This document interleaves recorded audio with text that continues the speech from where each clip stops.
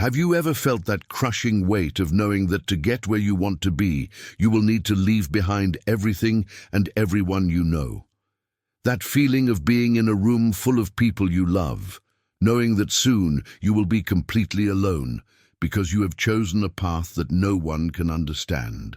Perhaps you looked in the mirror this morning and saw in your own eyes that haunting question that Kafka knew so well. Is it worth being exceptional if it means being eternally misunderstood? This is the truth that no one tells you about surpassing everyone else, about transcending the limits that society imposes, about becoming who you really are.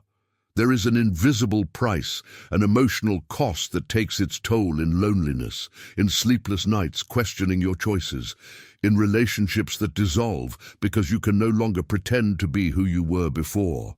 Franz Kafka experienced this firsthand, and today we will delve into this painful but transformative experience that every human being who dares to grow must face. If you've made it this far, it's because, like Kafka, you feel that there is something greater within you asking to be born, even if it means walking alone for a while. This channel exists for people like you, people who feel this deep existential restlessness and need a safe space to understand their own transformations. Here you are not alone on this journey of self-discovery. Subscribe now and leave your like, because when you do, you are building a community of courageous souls who have chosen growth, even though they know the price. You are saying that you no longer want to pretend that you are okay with being less than you really are. Kafka once wrote that we are like crows who believe they can destroy the sky, but perhaps the truth is even more complex. Perhaps we are like butterflies who still remember the time when they were caterpillars, carrying the painful nostalgia of a simplicity we lost forever when we decided to fly. When you choose to surpass everyone else, when you decide to break through the invisible barriers that keep most people trapped in small, safe lives, you are not just changing your social or professional position. You are undergoing an existential metamorphosis that alters the very structure of your soul, and this transformation has a cost that no one warns you about in advance.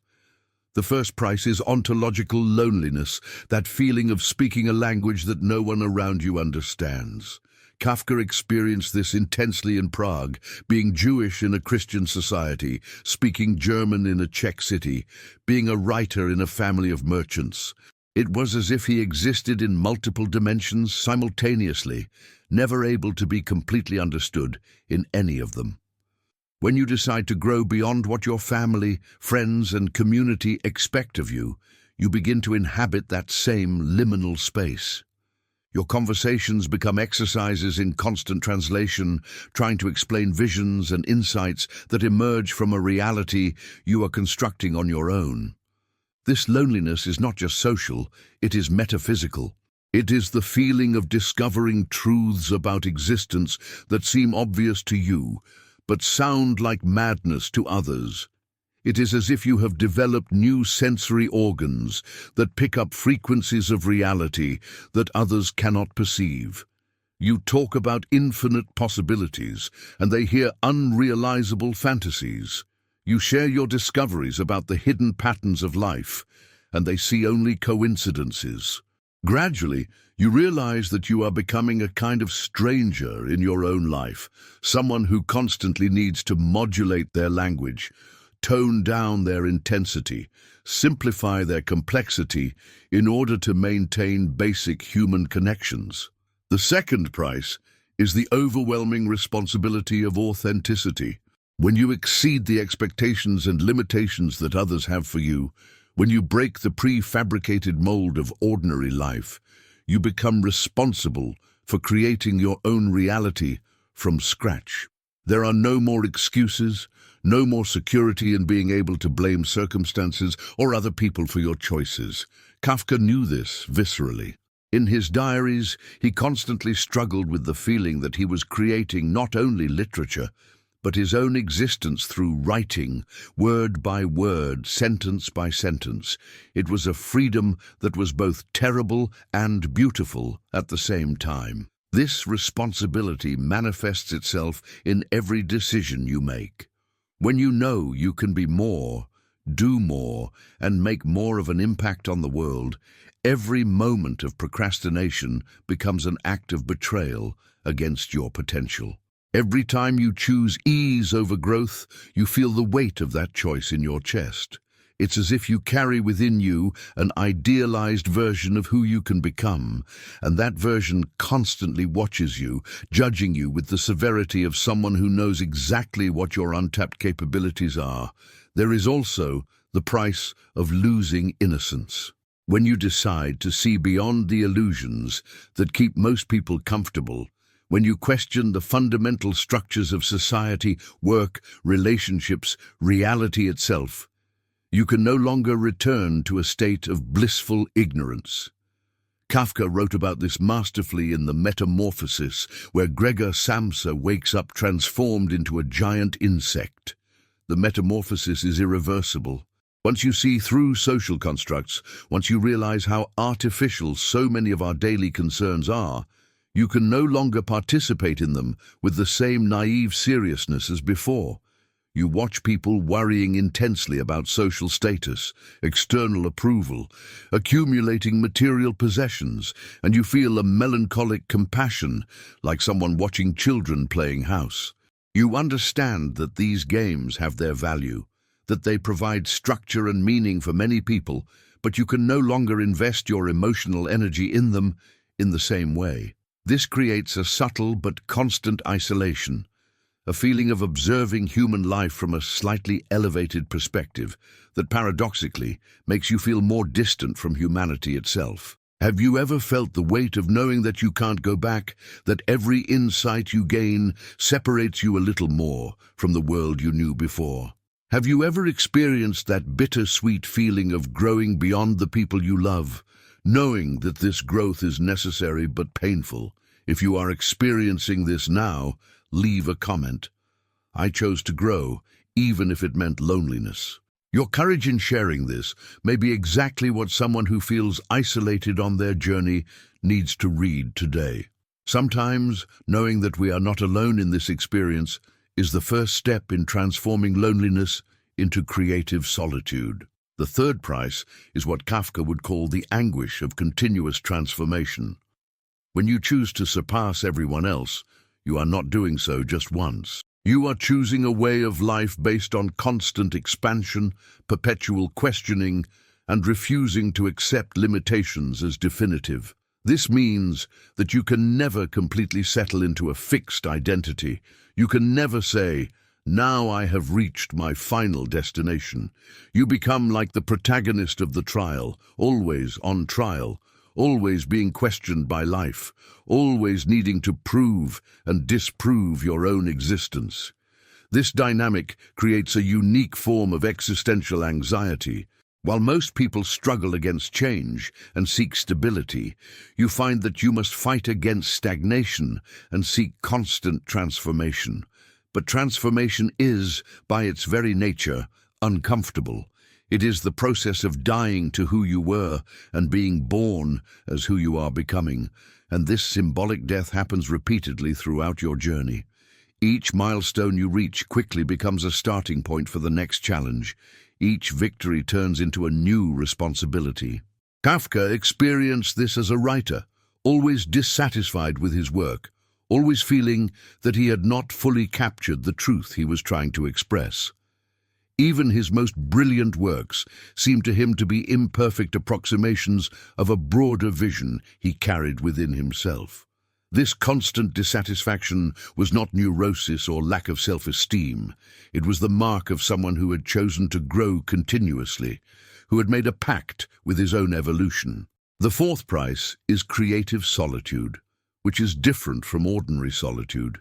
Creative solitude is that space you need to inhabit in order to give birth to your ideas, visions, and most ambitious projects. It is like an existential womb, where your highest possibilities can develop away from prying eyes, judgments, and external influences.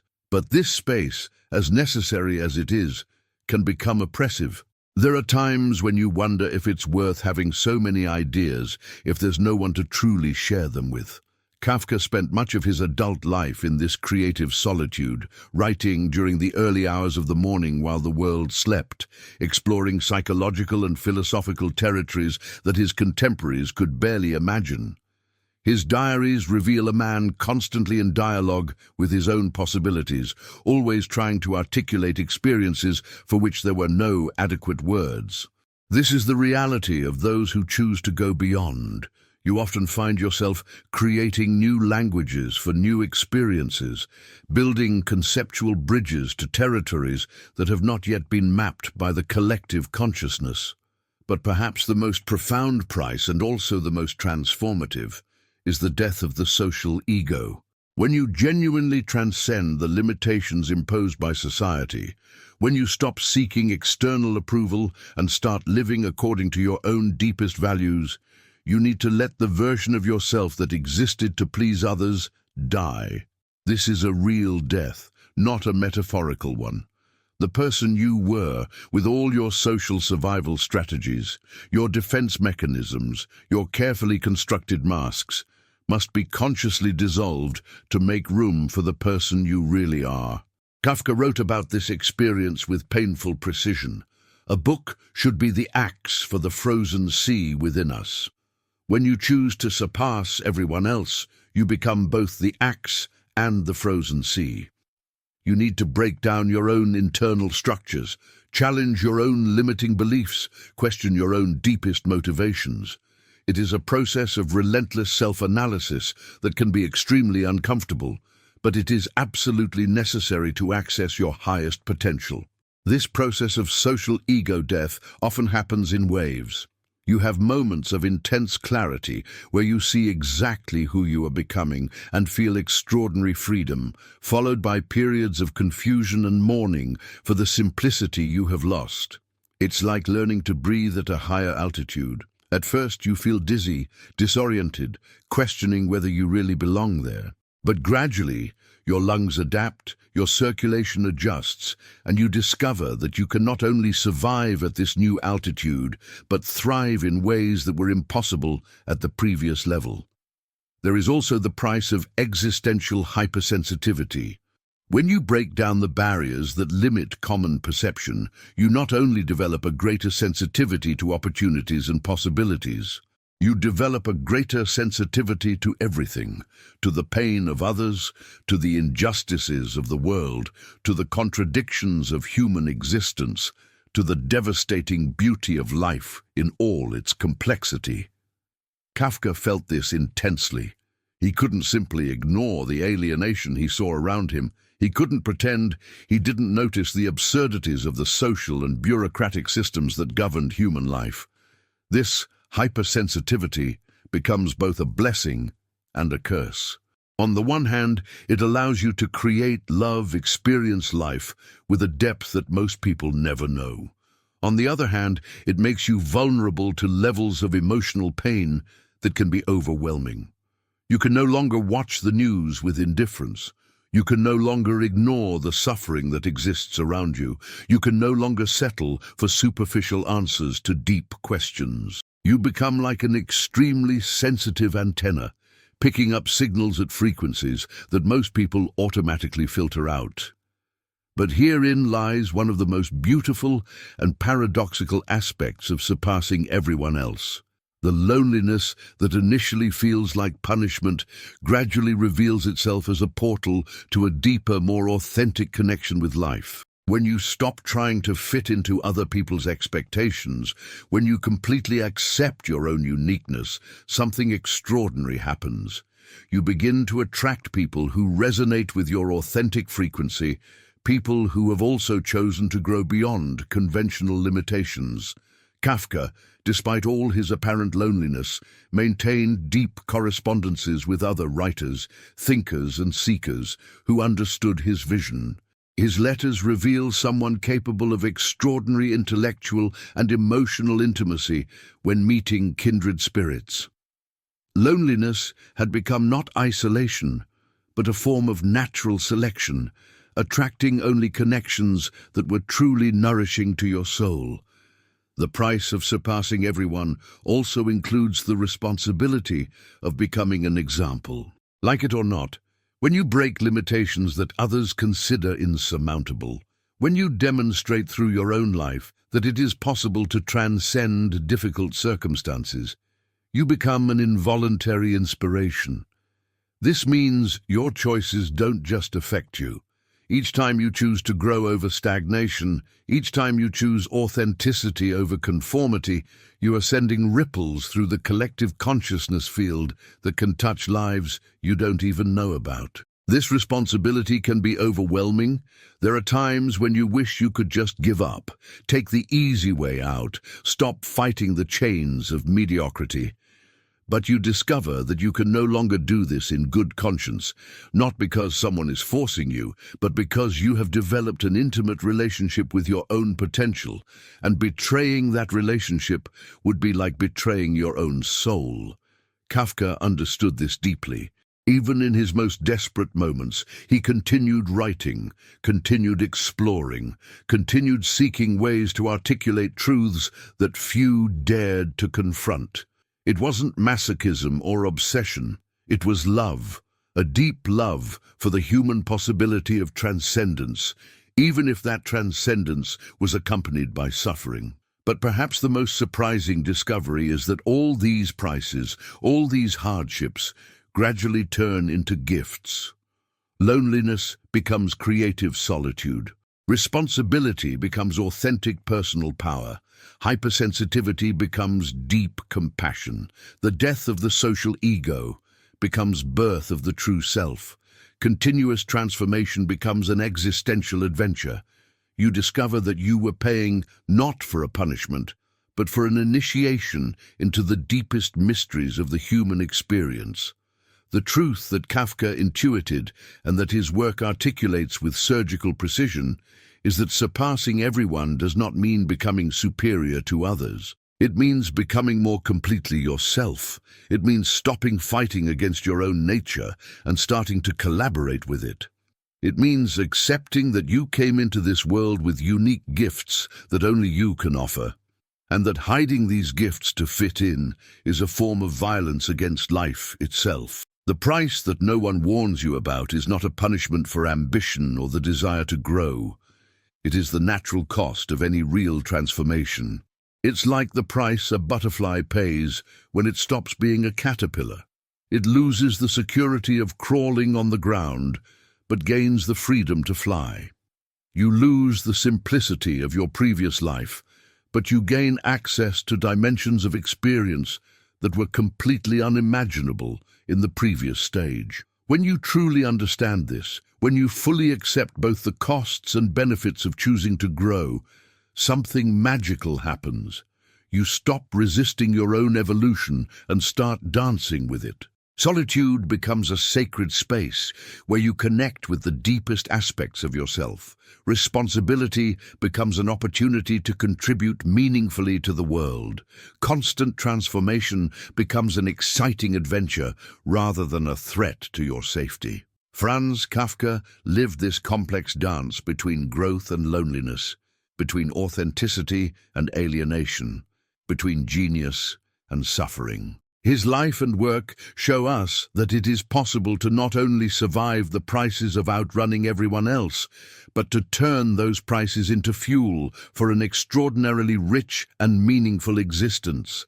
He teaches us that the question is not whether the price is worth paying, but whether it is worth wasting the unique gifts you brought into this world for fear of being alone.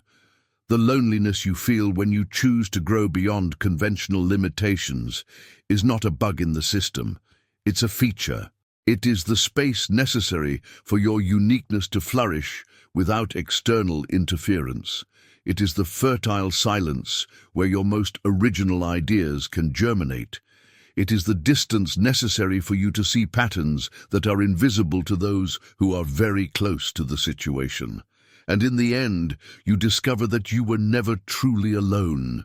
You were just learning to connect with deeper dimensions of reality, with higher aspects of human consciousness, with the invisible web that connects all beings who have chosen to grow. Kafka knew this. His words remain alive more than a century later because he had the courage to pay the price, to inhabit creative solitude, to transform his suffering into art that touches the human soul at its most vulnerable and most powerful point. Outpacing everyone has a price that no one warns you about, but it also has a reward that no one can adequately describe.